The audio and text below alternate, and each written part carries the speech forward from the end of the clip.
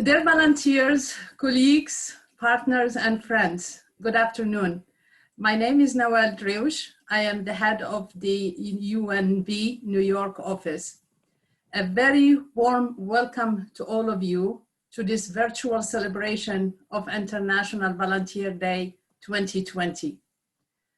Over the last months, as the COVID-19 pandemic has ravaged across the world, volunteers have been at the forefront of medical, community, and societal responses. Volunteers worldwide have acted against the direct threat posed by COVID-19 and wider challenges in a significant outpouring of solidarity. This is why this year, under the theme of Together We Can Through Volunteering, we would like to celebrate International Volunteer Day by thanking the volunteers and celebrating their efforts despite all the challenges at hand. To open this celebration, I would like first to share some lovely messages from our Secretary General of the United Nations, Mr. Antonio Guterres, the 75th President of the General Assembly, His Excellency, Mr. Volkan Bozkir, the Administrator of the United Nations Development Program, UNDP, Mr. Achim Steiner, the Officer in Charge of United Nations Volunteer and the Deputy Executive Coordinator, Mr. Toili Korbanov, and the Under-Secretary General of the International Federation of Red Cross and Red Crescent Society, it's Ms. Nina Stolkovic. Every year on 5 December, the world observes International Volunteer Day. This year, we are highlighting the important contributions of volunteers to the response to COVID-19.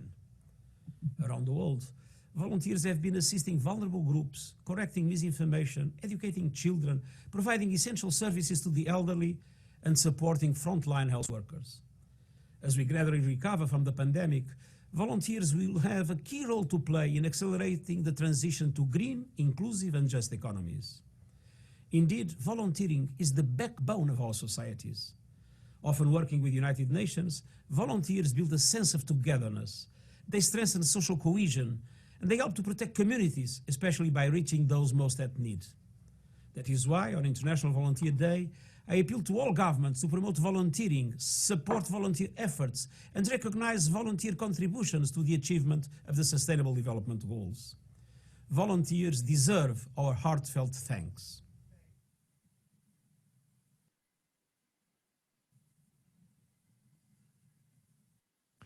Throughout key moments in the 75-year history of the United Nations, volunteers have been the driving force for change. Guided by the principles of the Charter of the United Nations, as well as an inherent altruism, volunteers see the potential for a better world even on the darkest of days.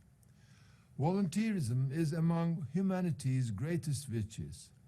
On this International Volunteer Day, I commend volunteers who have stepped up throughout 2020 to play a vital role in the COVID-19 response.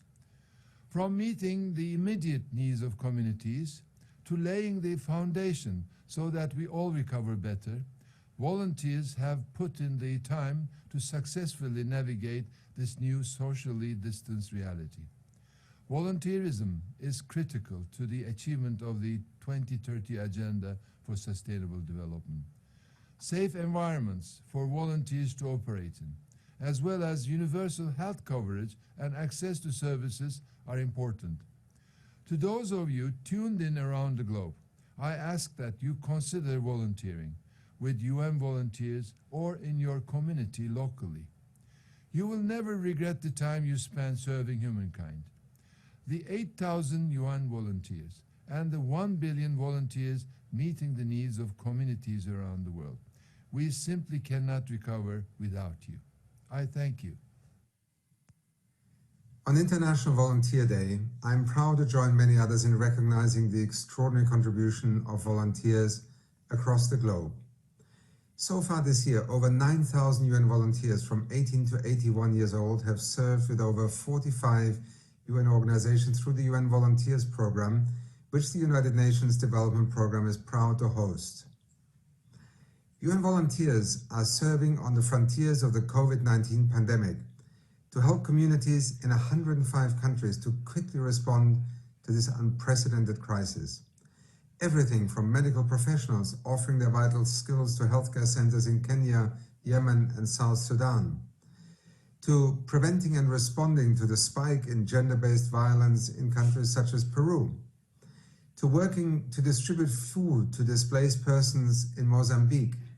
And crucially, volunteers are helping communities to build forward better from the pandemic while accelerating progress on the Sustainable Development Goals. From shaping climate-smart villages in Sri Lanka, to advancing opportunities for persons with disabilities in Kazakhstan, to building the digital skills of women and girls in Bosnia and Herzegovina. Like many of those on the front lines of the pandemic, volunteers face extreme workloads and numerous risks. The United Nations is ensuring that our volunteers receive the support they need, from the provision of personal protective equipment to ensuring that they have access to vital mental health and psychosocial support. Indeed, the results that volunteers have achieved during the past year show that it is worth trying. Volunteers who offer their skills and time are writing the next chapter for people and planet. So today is a moment for all of us to say thank you to the 1 billion volunteers worldwide for their courageous efforts at this critical time for our global family. Together, we can realize that greener, more inclusive, and more sustainable future. Collaboration has always been at the heart of UNV. The extraordinary demands brought about by COVID have put to test UNV's role as an enabler of joint action by the United Nations and the volunteers. From the onset, the pandemic disrupted how we bring volunteers to the UN. Travel lockdowns made international recruitments almost impossible, while at the same time, the need for volunteers in the UN system has increased. An exponential increase in the requests for UN volunteers hit us already in February. The demand for medical doctors, nurses, epidemiologists, and midwives increased threefold. For public health specialists, it increased twofold. And for gender advocates, reflecting the key role of women and the double impact on them as caretakers, by more than 30%. Currently, more than 1,000 UN volunteers are actively serving with the United Nations system as part of its response to COVID-19. Volunteers during the pandemic response are under exceptional stress, facing health risks, isolation, overwork, and many other difficulties. These committed people need support and recognition of the severe conditions they are in. Whether it is our UN volunteer doctors in Yemen who are on the front lines in healthcare facilities, or a group of volunteers in Peru who have contacted hundreds of thousands of people about their well-being during the lockdown, committed volunteers are making a difference everywhere. UN volunteers on the ground and online continue to inspire us as the everyday champions of this fight. And the dedicated global UNV team is rooting for them and for our UN partners worldwide. For us, collaboration has always been at the heart, for together we can. On behalf of the whole UNV family, I thank the over 8,000 UN volunteers, 31,000 online volunteers, and the billion volunteers in their communities throughout the world who keep people safe and show the path to recovery during this pandemic.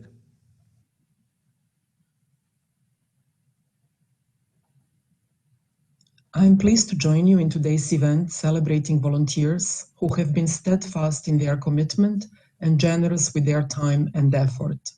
The International Federation of Red Cross and Red Crescent Societies, or IFRC, is proud to have more than 13 million dedicated volunteers working with 192 national societies around the world. Year 2020, with the unprecedented COVID-19 pandemics, combined with extreme climate and weather events, has been a particularly challenging year for all of us. Yet, volunteers from the Red Cross and Red Crescent societies continued to get up and go to work for the good of others. Some of them are called to the front lines to distribute food, cash, and other necessities, provide health care and psychosocial support, help in disaster response operations, information dissemination and risk management, and many others. But there are also digital humanitarians who were involved in crucial tasks such as real-time mapping and data processing for decision-making. Wherever they are and whatever context they are in, volunteers contribute a great deal to communities and societies' development. Volunteers indeed deserve to be recognized for their heart and strength. So today is a very special day for us in IFRC as we join the United Nations Volunteers Program through this event. As we celebrate, I invite all of us to commit to ensuring the safety, health, and well-being of our volunteers, as they are often exposed to risks or potentially stressful and traumatic situations. Let us provide adequate training, access to equipment as needed, and psychosocial support. They deserve nothing less. With this, I would like to express my utmost gratitude to all the volunteers around the world. Not only are you instruments of peace and development, but time and time again, you have shown us the incredible power of humanity. Thank you.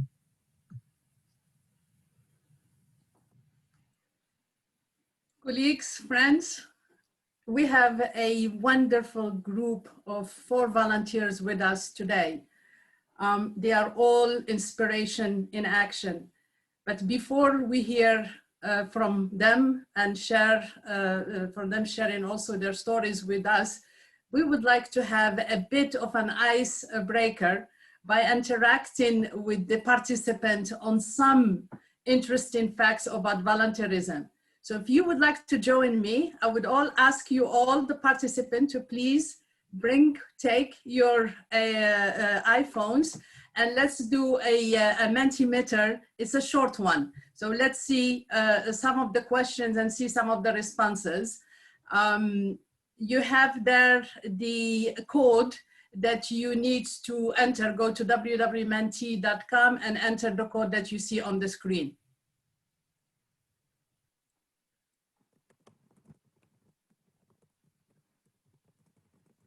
Yeah, and I would ask you all to click the heart so that we can see how many people are participating in this Mentimeter. The code is 11, I think it's there. Alice, can you put it back again?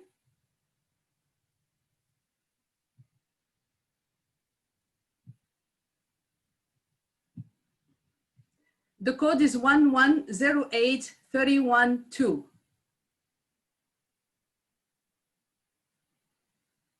So click the heart, yeah, so that we can see how many people are participating.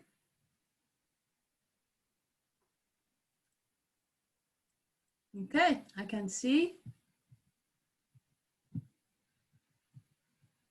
23, yeah, more, 24, more.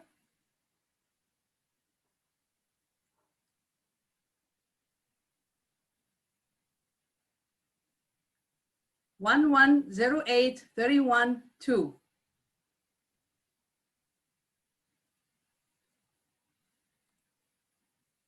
Yeah, okay. We can start. So we can start with the first question, which is how many people volunteer globally? So I'll give a few seconds.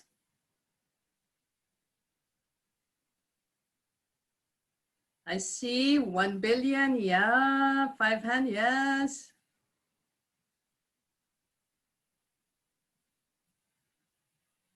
Yeah, okay.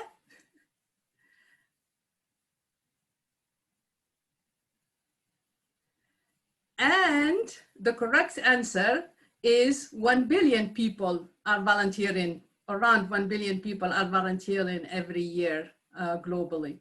That's the estimate. Second, over the 1 billion active volunteers, how many are youth volunteers?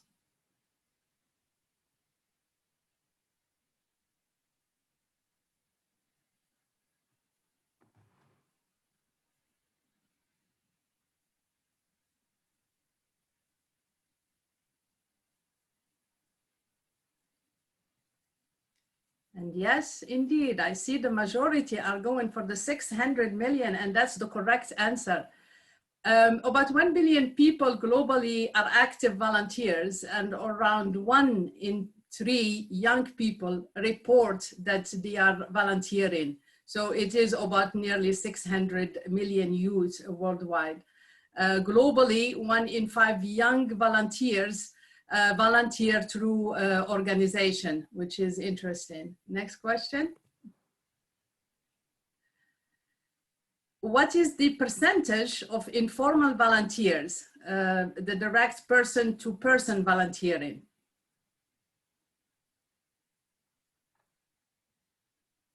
Yeah.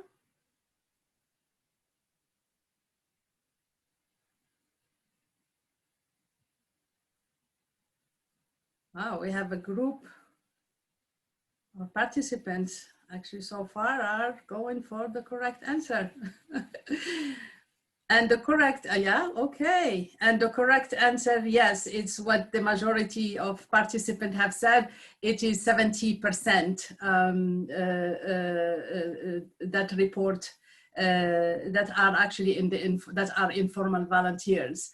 And a new analysis puts the global volunteer workforce at about 109 million full-time equivalent workers, a number that is exceeding that of many global industries. And out of these 109 million, 30% is volunteering that takes place formally through organizations, associations, and groups. So the next question is, what is the percentage? Okay, true or false? There are more women volunteering. And I see that the majority are on the true question, that the correct answer, which is yes, indeed.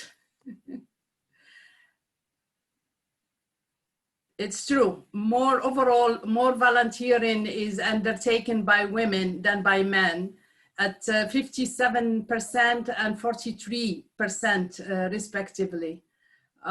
So formal volunteering is relatively evenly distributed between the sexes, but women account for a larger share of informal voluntary action, nearly 60% worldwide.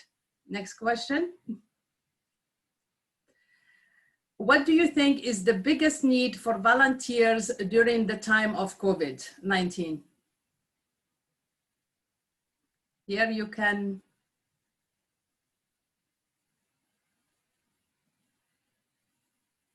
okay, waiting, mental health, legal protection. So you can just type in, okay, I see health access, insurance, food security, mental health.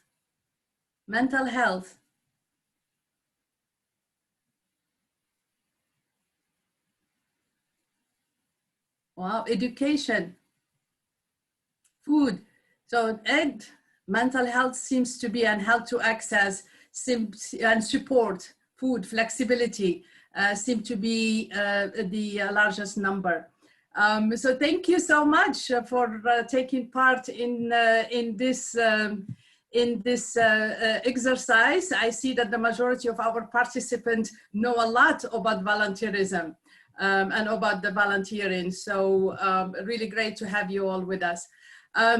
So I'm gonna now move into our next segment and have our panel. And if you allow me, I will take just a few minutes to introduce to you our 4 panelists. We have Michelle, Maine, Lopez, Morales. with us, and she is a volunteer. And she is a volunteer with the Mexican Red Cross with almost 7 years of experience as an EMT. Since the pandemic started, Michelle has been volunteering in 2 different roles. First, as an ambulance dispatcher with the Mexican Red Cross in Cancun, and currently as a paramedic having direct contact with patients with SUMA ambulance in Puebla. Welcome, Michelle. The second panelist is Hamid Sambi, and is an international UN volunteer with the United Nations Development Program, UNDP, here in New York. As an economist, Hamid supports the Crisis Bureau Digital Assessment Remote Support Unit by conducting digital assessment on socioeconomic impact of COVID-19 on households and micro and small enterprises for a number of country offices. Welcome, Hamid. We also joined by Tiffany Go, who is a patient experience specialist at the Seattle Cancer Care Alliance. She serves as a co-chair of SCCA Diversity, Equity, and Inclusion Council, and is a volunteer with the United Way of King County in Seattle, Washington. Tiffany is an active volunteer in her community whose professional career and community volunteerism have been centered on serving individuals from marginalized communities with a health equity lens. Welcome, Tiffany. We also have with us Brian Solis, who is a volunteer with the American Red Cross since 2009. Brian is currently the National Youth and Youth Adult Engagement Team and Volunteer Manager for the Office of Diversity and Inclusion Services. In his current role, supporting volunteers with the American Red Cross, Brian manages remote volunteers and help ensure that young volunteers have opportunities for engagement with the mission of Red Cross, with a constant focus on diversity and inclusion. Great to have you with us, Brian. So let me start with Michelle, who is joining us all the way from Mexico. Michelle, since the start of the pandemic, you have taken on very important roles as at the Mexican Red Cross, dealing with patients and even their families. Can you share with us briefly your experience, and why do you think volunteering in these times is important? Okay, thank you.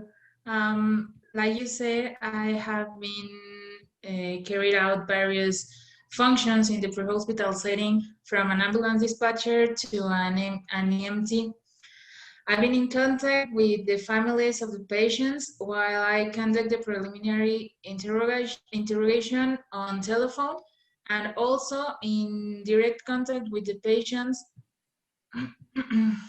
and during the evaluation of the same, for the suspicious or for exacerbation of the disease. It's hard to see the faces of anguish and fear that the patients reflect when they know that they will not see their families for an indefinite period of time, as well as the anger and frustration of families that unfortunately lose a family member in this struggle. In these difficult times for all, volunteering is an important force of support, not only an emotional support, it's also a break for the staff who works day and night without stopping. Today, I have personally seen the suffering and pain of close friends who have lost their parents to the spread of the virus. And today, 2 people in my family have been infected, fortunately in a mild way, and have not advanced to a dangerous phases. But my message to all of you is to an invitation for the organization and everyone to take care of their volunteers, take care in a physical, mental, and emotionally way, and especially at this time when we are all crucial to getting ahead of this. Yeah.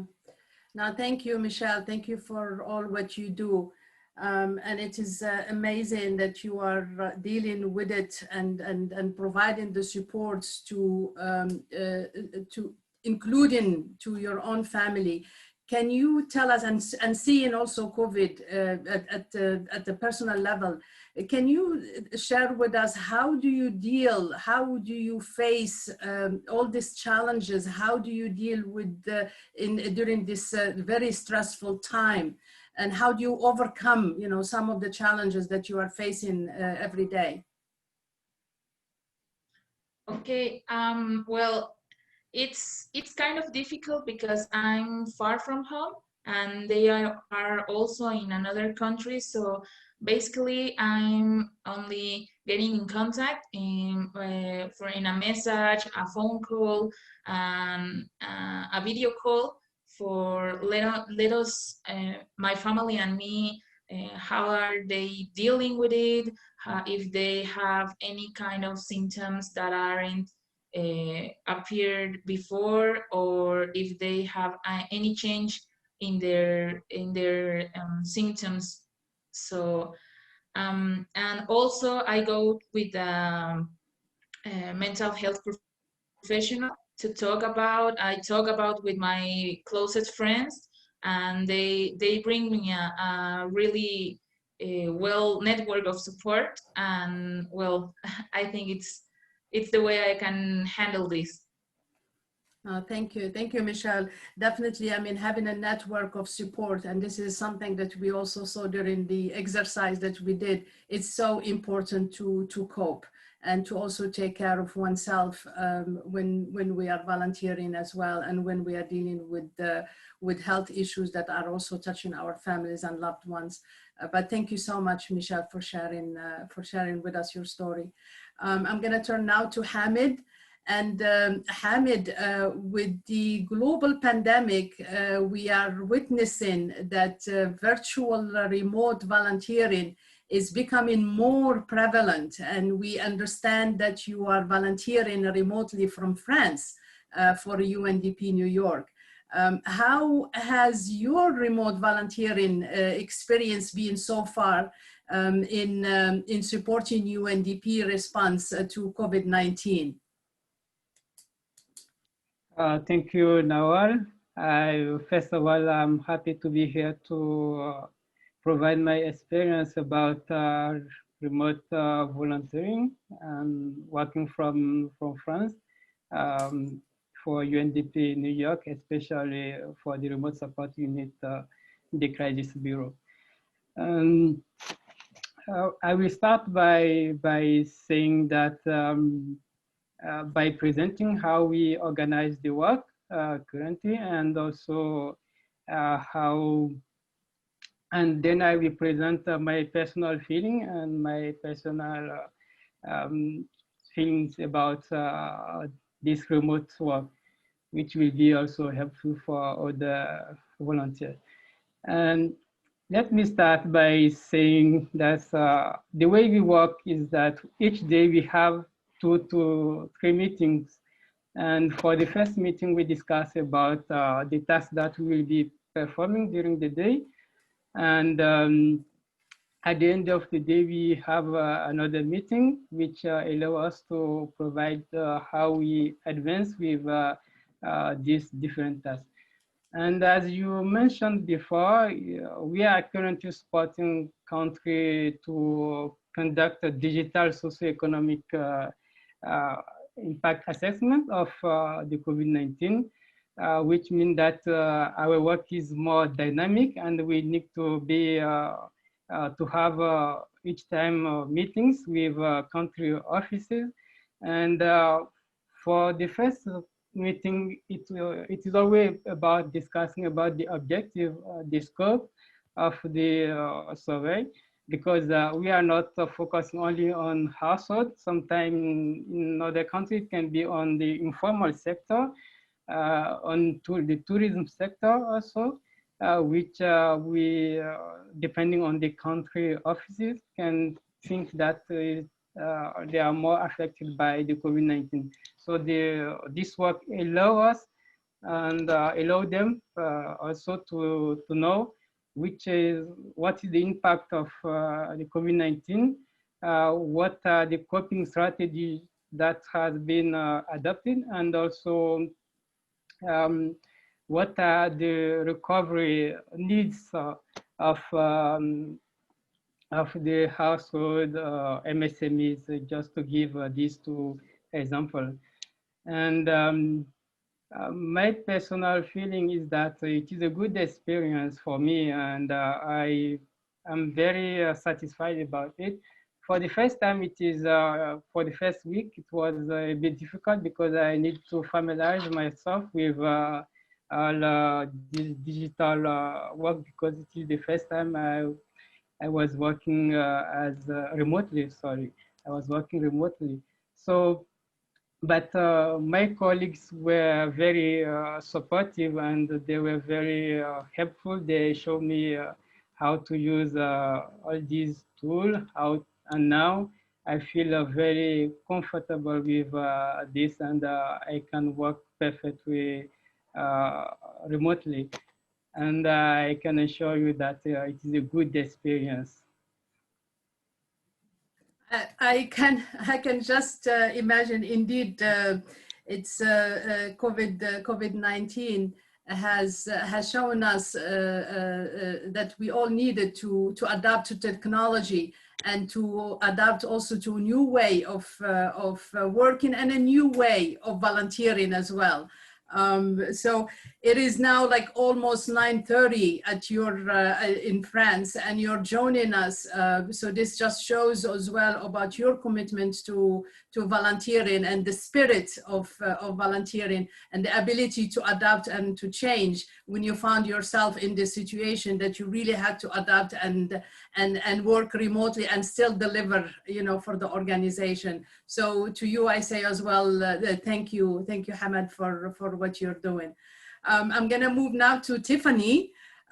Tiffany, the COVID-19 pandemic is a surge in volunteering where individuals have to come together to support vulnerable groups within one's community and leave no one behind. As a volunteer in your community of King County, what challenges have you witnessed, and what have you witnessed, the challenge that you have witnessed that were impacting vulnerable individuals, and how has your volunteering experience supported such vulnerable groups in your own community? Yeah, thanks, Noelle. That's a really good question. To answer the first part of your question, like many communities here in the US and nationally around the world, Seattle and King County already has had so many individuals facing difficult challenges like homelessness and food insecurity, education inequities, and poverty. And COVID-19, unfortunately, just has exacerbated these disparities and highlighted the pervasive impacts, especially on communities of color. So low-income families have especially been really hit hard because many of them are frontline workers. Many of them continue to be at work and job sites that have high exposure to COVID-19 in addition to caring for their children. So youth in low-income families have especially been struggling.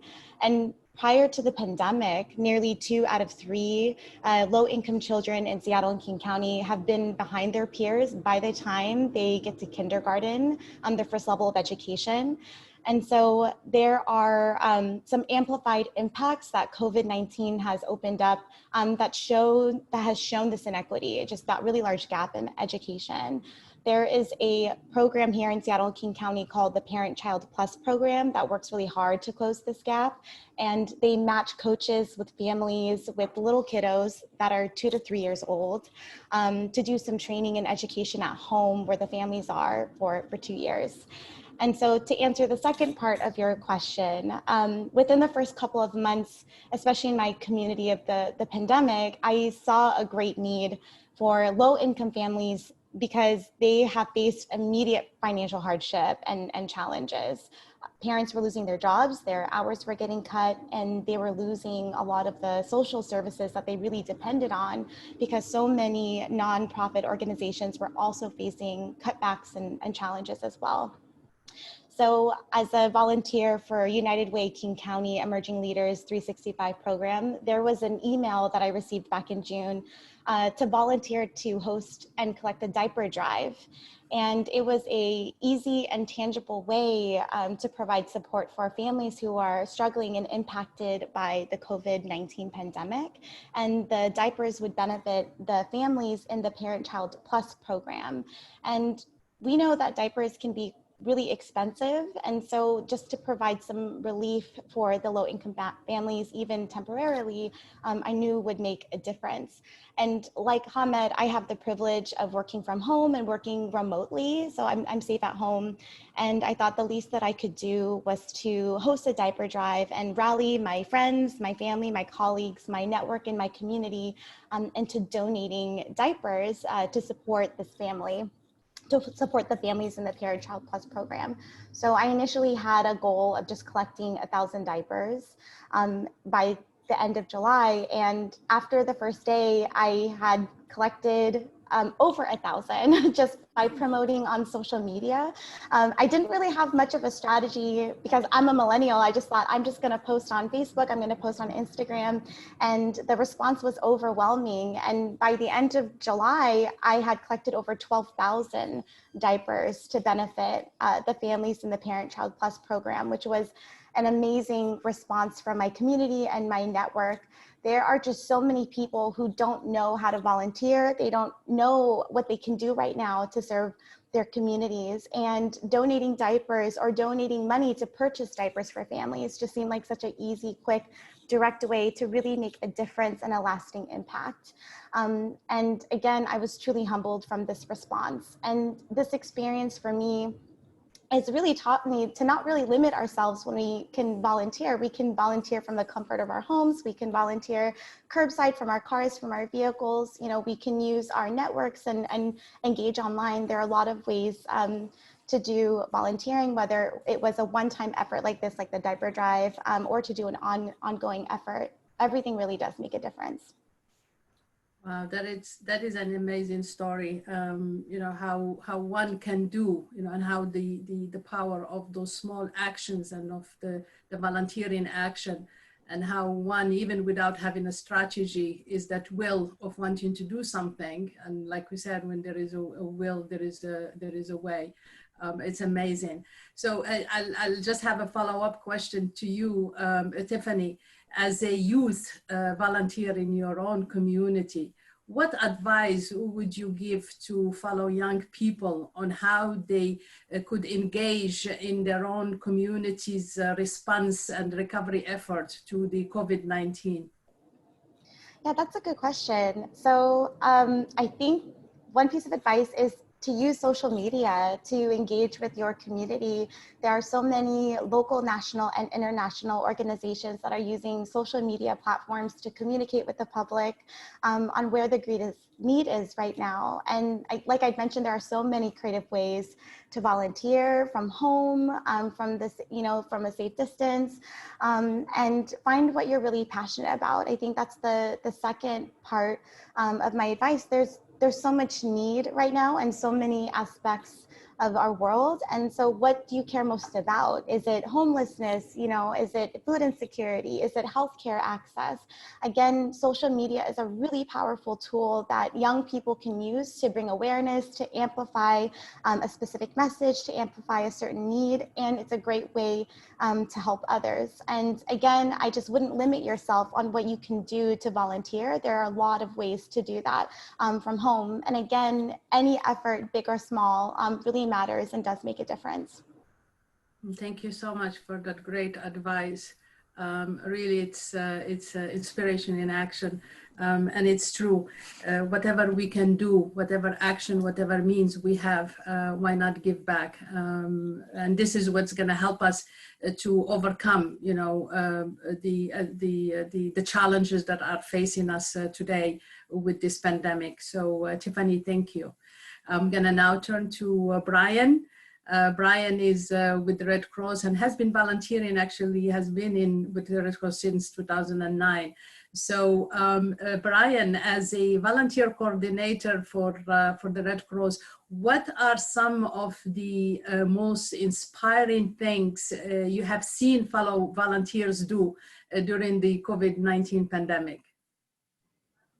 Well, thank you. Hello, everybody. Thanks, Noel. Thank you, everyone, for the opportunity to speak today. During this pandemic, our volunteers have really rallied. They've demonstrated resilience and commitment to our mission. And what that really means is our volunteers, especially our young volunteers, have stood up and said, we want to continue to serve. We want to continue to prevent and alleviate human suffering in the face of emergencies. And they've done that. And so I just want to give an amazing thank you to all of our volunteers and Red Crossers.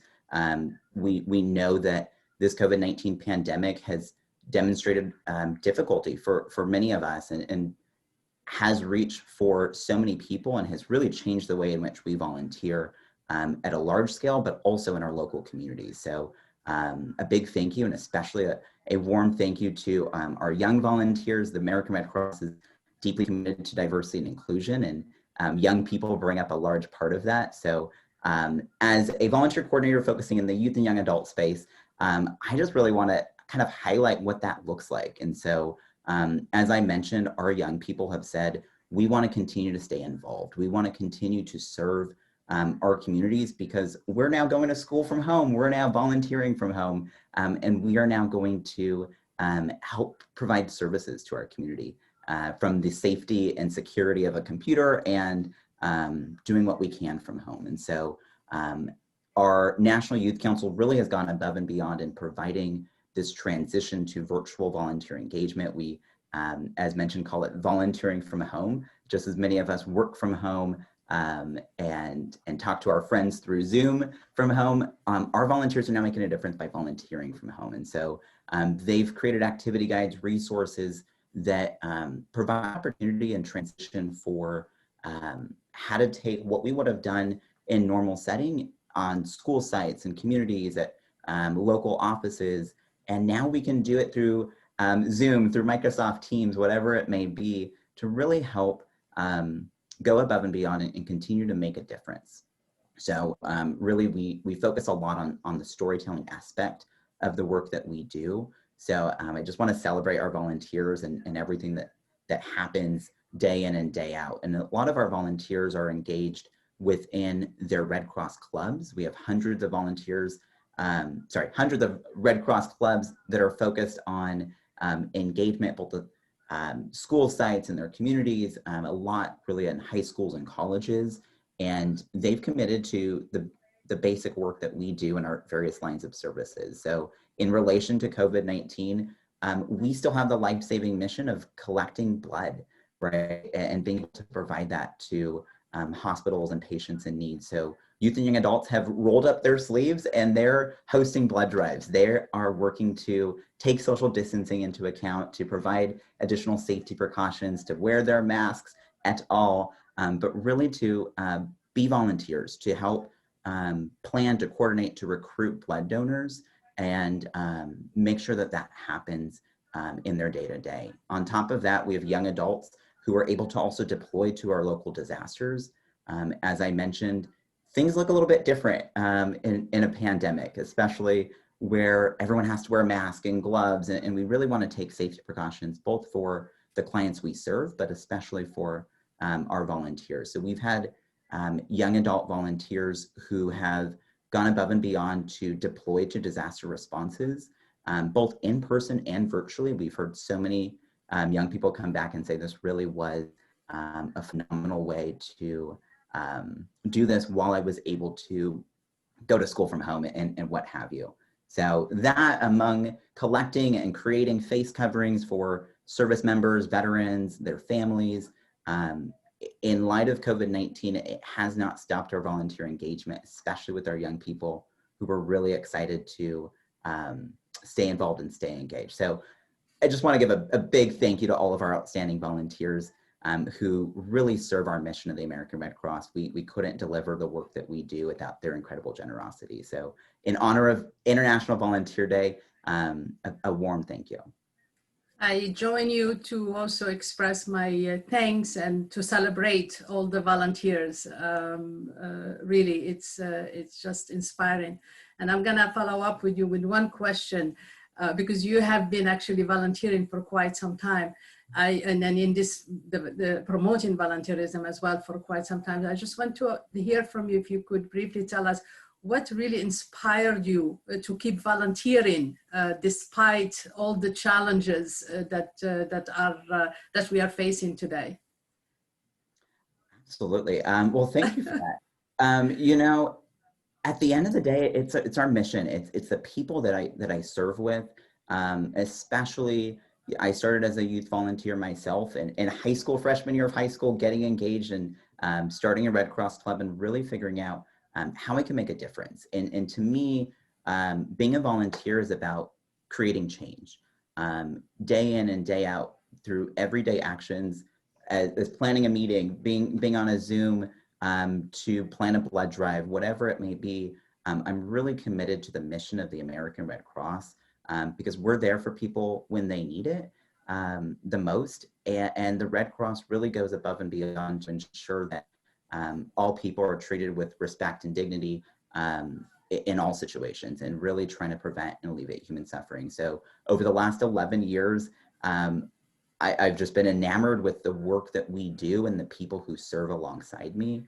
And it really is just motivating to see so many people who have been with the Red Cross for decades. And I'm excited to say that I'll be one of those, right? I'll be with the Red Cross until I die, knowing that we make a difference. And that really is important to me in every action that I do. Yes, indeed. And you do actually, with the thousands of the volunteers out there making a difference. At UNV, we have a saying, we say, once a volunteer, always a volunteer. And I think that is being proven day after day. It's just amazing. And during this COVID, we see it more. I'm gonna ask, I'm aware of the time, I'm gonna ask just one question, and any of our panelists can come in and give share with us and with the participant their reflection. Looking back at your volunteering experience, if you could just tell us how you grow personally and professionally. If any one of you could just share that with us, it would be great.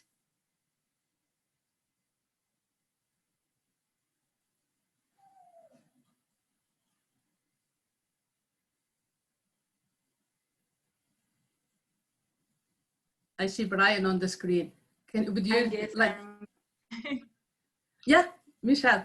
Okay. Well, I have learned a lot about all the people that I have met until now, from the volunteering, from assessment the patients. So I think that thanks of the volunteering, I am more kindless. I am more kind, and I think I can think outside of the box and appreciate even the little effort that everyone does, and when we are in a struggle, or when we are like now on a pandemic disease. So I think the way I grow up, it's because I learn a lot of even from the youngest and the oldest ones. Thank you, Michelle. I would, I hear you, and yes, indeed, you know, you have just said it so beautifully that when one volunteer is not only good for the society, but it's also good for the individual himself or herself. And it is actually volunteering, it is a win-win. And I have to say, I really salute you on all what you guys are doing. So this brings us, I want to thank you all My heartfelt thanks to all the panelists here today for really taking time to share their inspiring stories, and to all the volunteers for their actions and solidarity in volunteering during the COVID-19 pandemic. But before we close, I would like to briefly make a call to action on all of us attending this virtual event to participate in this year's IVD campaign in 3 ways. Yes, you can see on the screen, give a heart. The Give a Heart, the hashtag Give a Heart, is a campaign by which we thank all the volunteers around the world for their hard and brave work during the COVID-19. Please create a post or a 10-30-second video and pass the heart via social media.